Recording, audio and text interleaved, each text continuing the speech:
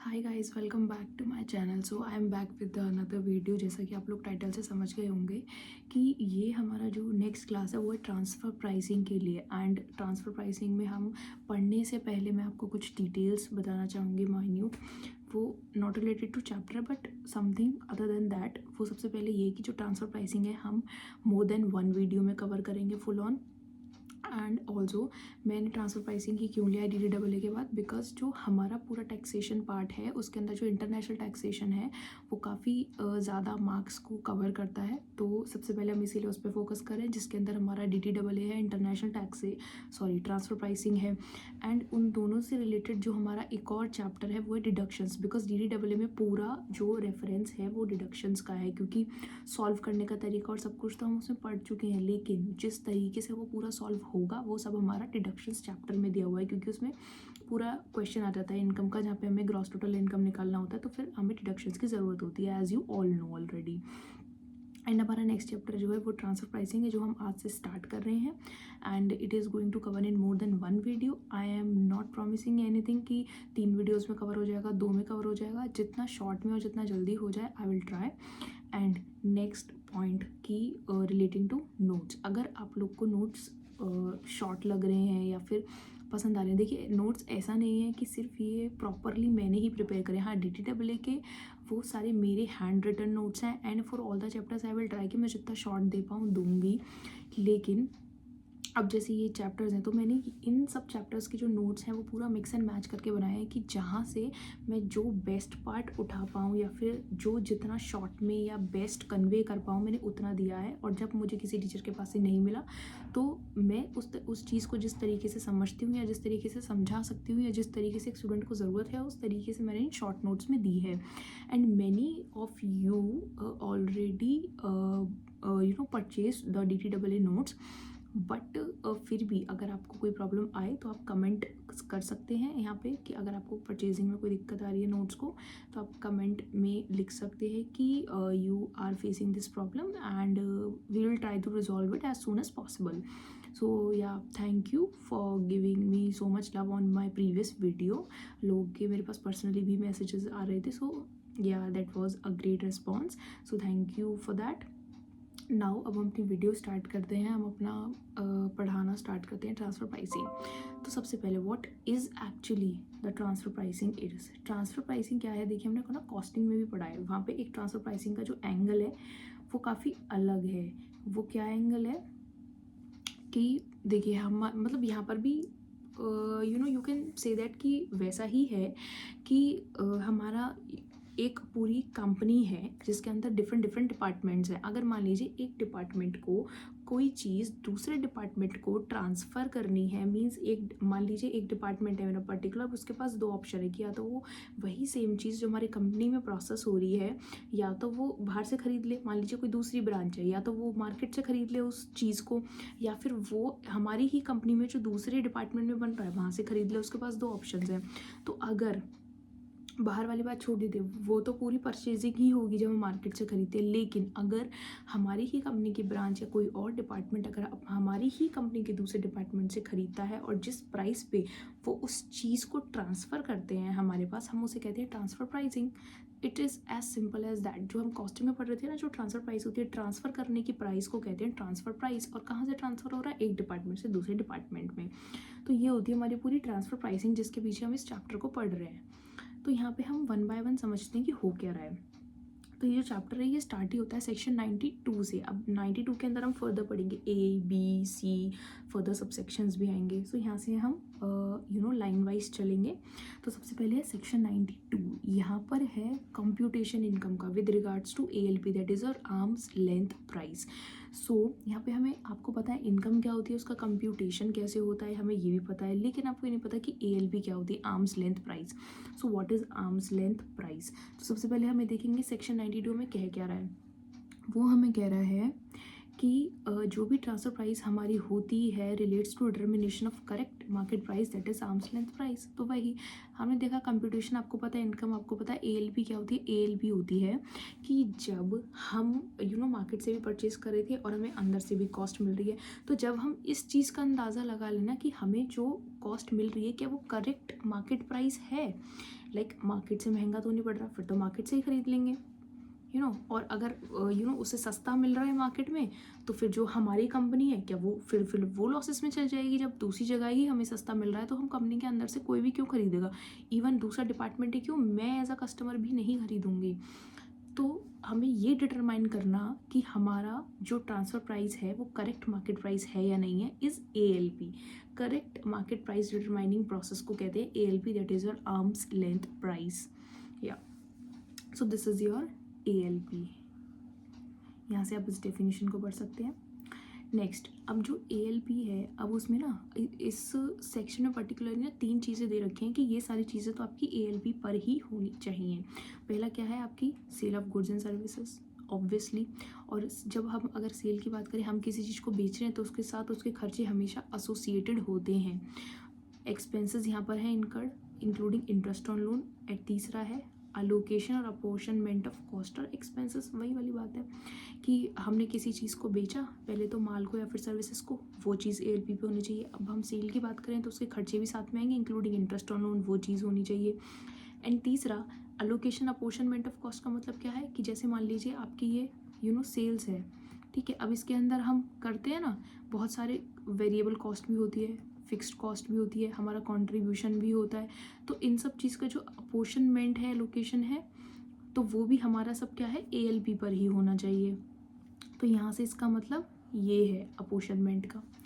Okay, सो यहाँ से ये चीज़ समझ में आई। अब नेक्स्ट अगर हम देखें तो अब इसमें बोला है कि इसमें सिर्फ एक ही ऐसी कंडीशन है जो कि हमें याद रखनी है, वो क्या, कि जो हमारा ALP है ना वो हमारी इनकम को कम नहीं होने देना चाहिए और हमारे लॉसेस को बढ़ना नहीं चाहिए। वो इनकम टैक्स की रेफरेंस से ये चीज़ बोल रहे हैं। क्यों, अगर ऐसा होगा ना तो हमारा जो है ना टैक्स इवेजन काइंड ऑफ चीज़ हो जाएगी कि हम सब लोग क्या करेंगे, ALP पे भी फ़ायदा नहीं है ना, जब भी ALP पे करेंगे कि भाई हमें फर्दर इनकम टैक्स का बेनिफिट तो मिल ही जाएगा, हमारे लॉसेस बढ़ जाएंगे, इनकम हो रही है कम, टैक्स हमें कम देना पड़ेगा। तो इस वजह से तो आपको यहाँ पर इस 92 सेक्शन में इस चीज़ का भी ध्यान रखना है। तो ये आपकी एक पर्टिकुलर एग्जाम्पशन है यहाँ, sorry means point to remember है, and that is very important, market as a star point. So यहाँ से हम सब कुछ समझ गए। अब नेक्स्ट हमारी एक चीज़ आती है इसके अंदर कि जो हमारा ट्रांजैक्शन या सब कुछ है ना, वो उन्होंने बोला कि जो हमारी एंटरप्राइजेस होंगी ना, जहाँ पे हम बात कर रहे थे कि एक कंपनी दूसरे को ट्रांसफ़र कर रही है, सो उन्होंने ना एक टर्म यूज़ किया है जो कि है एसोसिएटेड एंटरप्राइजेस। मीन्स जो वो है ना वो एक AE होनी चाहिए या एसोसिएटेड एंटरप्राइज। अब इसके लिए भी ना कुछ चीज़ें कि AE होती क्या है।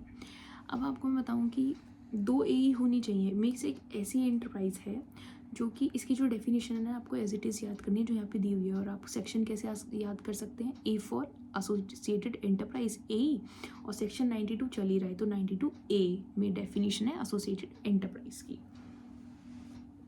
सो यहाँ पर कैसे करना है आपको कि AE क्या होती है, विच पार्टिसिपेट्स डायरेक्टली और इनडायरेक्टली और थ्रू वन और मोर इंटरमीडिएरीज इन द मैनेजमेंट और कंट्रोल और capital of the other enterprise. तो उन्होंने क्या बोला है AE को कि ऐसी एंटरप्राइज जो कि डायरेक्टली इनडायरेक्टली किसी एजेंट के थ्रू, इंटरमीडिएरी को हम एजेंट ही ले रहे हैं क्योंकि बीच का बंदा एजेंट ही बोला जाता है, या उसके थ्रू पार्टिसिपेट करिए किसी दूसरी एंटरप्राइज के मैनेजमेंट में, कंट्रोल में, कैपिटल में, किसी भी चीज़ में। अब वो ये क्यों कह रहे हैं कि भाई उसमें पार्टिसिपेट करा, ये हम आगे देखेंगे। एक ना डेफिनेशन आएंगी डीम्ड एसोसिएटेड एंटरप्राइज की, तो वहाँ पे ना कुछ ना कंडीशन है जो कि फुलफिल होनी चाहिए AE बनने के लिए। तो AE वो कब बन रहे हैं, जब या तो वो दूसरे बंदे के वोटिंग पावर्स होल्ड कर रहे हैं, शेयर्स होल्ड कर रहे हैं, प्राइसेस इन्फ्लुएंस कर रहे हैं, सेल्स कर रहे हैं। तो ये सब करके क्या हुआ, उनके मैनेजमेंट में घुसना ही तो हुआ। तो आप AE को वही बंदा लगाओ जो दूसरों के घर में झाँक रहा है, तो वो तभी AE बन रहा है। तो यहाँ पर यही चीज़ है कि ऐसा बंदा जो इनडायरेक्टली या इनडायरेक्टली यानी कि परमिशन के या फिर बिना इनडायरेक्टली किसी चैनल के थ्रू या कैसे या फिर थ्रू इंटरमीडिएरी दूसरे की मैनेजमेंट में या उसके कंट्रोल में, उसके कैपिटल में घुस रहा है एंटरप्राइज के में, और in respect of which one और मोर पर्सनस। अब पहले तो हम एंटरप्राइज की बात कर रहे थे, एक या अब यहाँ पे पर्सन, लोग भी तो आएंगे, ओनली एंटरप्राइजेस में क्या होगा, वहाँ भी तो एम्प्लॉय वर्क कर रहे हैं। तो जिसके रिस्पेक्ट में एक या एक से ज़्यादा पर्सन जो कि पार्टिसिपेट करें डायरेक्टली इनडायरेक्टली, वही ऊपर वाली लाइंस आपको इसमें याद रखनी पड़ेंगी। और तो वन और मोर इंटरमीडियरी, उसके मैनेजमेंट में, कंट्रोल, कैपिटल में are the same persons who participates directly indirectly. तो यहाँ पर ये क्या बोला इसने सिंपली कि ये वही लोग हैं, मतलब जो लोग उसमें घुस रहे हैं ना वो सेम पर्सनस हैं, यानी कि एक या एक से ज़्यादा लोग जो पार्टिसिपेट कर रहे हैं मैनेजमेंट वगैरह इन सब चीज़ों में, या फिर इंटरमीडिएट के थ्रू इन द मैनेजमेंट और कैपिटल ऑफ अदर एंटरप्राइज, वो लोग सेम है। मीन्स जो अप्लाई कर रहे हैं, जिनके लिए अप्लाई कर रहे हैं, they are the same person. तो फिर वो क्या है, तो फिर वो ए ही है। यही आपको 2 पॉइंट्स इसमें याद करने हैं और इसमें यही 2 पॉइंट्स हैं। डेफिनेशन ऑलमोस्ट सेम है, बस पहला वाला पॉइंट एंटरप्राइज के लिए एंड दूसरा जो पॉइंट है वो उसके पर्सनस के लिए। मीन्स उसी एंटरप्राइज, जो पहली एंटरप्राइज है उसके ही लोग अदर एंटरप्राइज के लिए अप्लाई कर रहे हैं। ठीक है, तो यहाँ से आप लोग ये समझ गए होंगे। अब नेक्स्ट जो हम जिसके बारे में बात कर रहे थे कि डीम्ड एई क्या होती है, तो डीम्ड एई आपकी है, देखो सेक्शंस आप लोग पर देख लेना, याद हो तो वेल एंड गुड, वरना कोई कंपल्जन नहीं है। हाँ, अगर आप लिख के आओगे पेपर में सो हो सकता है क्या, ऑब्वियसली एक इम्प्रेशन बहुत अच्छा जाएगा एग्जामिनर के ऊपर। So that's why I am saying. So next आपका डीम्ड एई का, ये बहुत इंपॉर्टेंट जो है हमारा डेफिनेशन है, ये काफ़ी आ जाती है, इसके ऊपर क्वेश्चन भी बन जाता है। So it is really important, इसके ऊपर क्वेश्चन बन जाता है। वो कंडीशंस दे देते हैं और बोलते हैं कि बताओ ये ए है या नहीं है। सो अब ये आपको याद करनी है। यहाँ पे भी ये मैंने थोड़ा पिक्चराइजेशन में डाला हुआ है, because definitions are too boring to learn, इसलिए। तो यहाँ पे क्या है, हमारे पास 2 एंटरप्राइज होनी ज़रूरी है, जैसे हमने पढ़ा, तो एक एंटरप्राइज एंड अदर एंटरप्राइज। तो ये जो एंटरप्राइज है इसे एटलीस्ट 26% शेयर्स होल्ड करने होने चाहिए। ठीक है, नेक्स्ट क्या है, एटलीस्ट 26% की वोटिंग पावर होनी चाहिए दूसरे में, कोई भी पर्सन या फिर एंटरप्राइज की दूसरे एंटरप्राइजेस में। तो जो और तीसरा क्या है कि जो एक कंपनी की मैन्युफैक्चरिंग है वो डिपेंड होनी चाहिए किसी के किस पे, नो हाउ पे, पेटेंट पे, ट्रेडमार्क पे, मतलब किसी भी चीज़ पे वो डिपेंड है उसकी। या फिर जो रॉ मटेरियल है, जो अदर एंटरप्राइजेस है वो मुझे रॉ मटेरियल सप्लाई कर रही है, जो मेरा रॉ मटेरियल आ रहा है सारा, उसका 90% रॉ मटेरियल मेरा वहीं से आ रहा है, दूसरी एंटरप्राइज से। एंड और क्या है कि जैसे मैंने बताया था कि जो मेरे गुड्स मैन्युफैक्चर हो रहे हैं मैं सोल्ड कर रही हूँ दूसरी एंटरप्राइजेस को, और ऑल्सो जो मेरे प्राइसेस हैं जिन पे मैं उनको बेच रही हूँ वो भी इन्फ्लुएंस्ड है उससे। सो ऐसे ही ये छोटे छोटे से पॉइंट्स हैं। दूसरा क्या है कि कोई भी पर्सन है या फिर उसके रिलेटिव्स हैं, वो कंट्रोल कर रहा है एंटरप्राइज 1 को भी और एंटरप्राइज 2 को भी, यानी कि अदर एंटरप्राइज हमारी, तो ये भी ए ही हुई होंगी आपस में। अगर एक कंडीशन ये है कि जो भी हमारी एंटरप्राइज है उसे कौन कंट्रोल कर रहा है, एचयूएफ कंट्रोल कर रहा है, और दूसरी एंटरप्राइज को एचयूएफ के मेंबर कंट्रोल कर रहे हैं, तो तब भी ये दोनों एंटरप्राइज क्या होंगी, ए ही होंगी। ठीक है, नेक्स्ट है हमारा फर्म एओपी बीओआई के कॉन्सेप्ट में क्या है कि हमारी कोई भी एंटरप्राइज है, मींस फर्म एओपी बीओआई, तो जो दूसरी फर्म एओपी बीओआई है वो होल्ड कर रही है एटलीस्ट 10% इंटरेस्ट हमारी एंटरप्राइज 1 में। नेक्स्ट क्या है कि हमने लोन दे रखा है दूसरी एंटरप्राइज को, अदर एंटरप्राइज को, और इसमें एक पॉइंट क्या है कि वो जो लोन है वो कंस्टिट्यूट करना चाहिए at least 51% of book value of total assets of the other enterprise, यानी कि जो उस एंटरप्राइज के पास जितनी भी एसेट्स हैं उनकी बुक वैल्यू का 51% एटलीस्ट कंस्टिट्यूट होना चाहिए उस लोन वैल्यू में।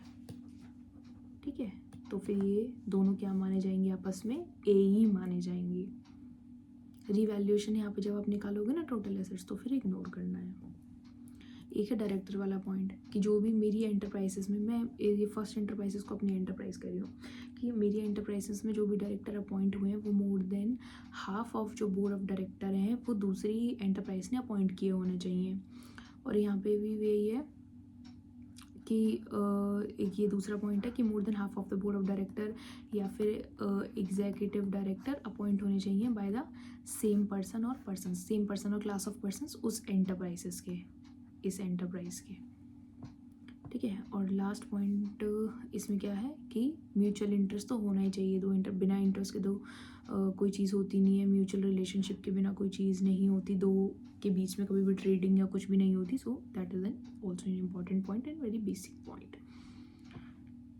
ओके, सो नेक्स्ट, अब हम इतने सब चीज़ों की बात कर रहे हैं, ए की या सब की, और इंटरनेशनल टैक्सेशन पढ़ रहे हैं, तो हमें ये भी पता होना चाहिए. और इस चैप्टर में पर्टिकुलरली ये है कि what is international transaction. International transaction होती क्या है.